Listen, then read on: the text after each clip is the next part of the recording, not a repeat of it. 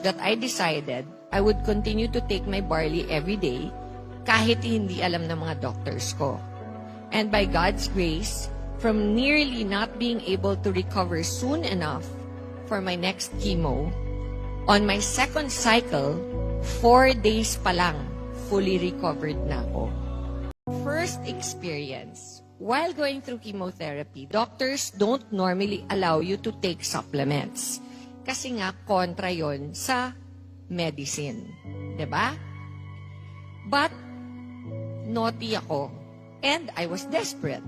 And I believed that what I researched about, the doctors also told me, this is my second experience, that my period would completely stop.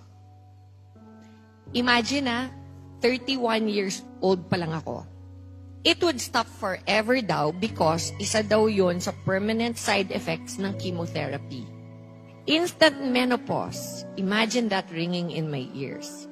So I prayed so hard and I believed I would be blessed with another child. Imagine from being completely in menopause. After 2 years, my system corrected itself and my period came back. I am a 23-year-old breast cancer survivor.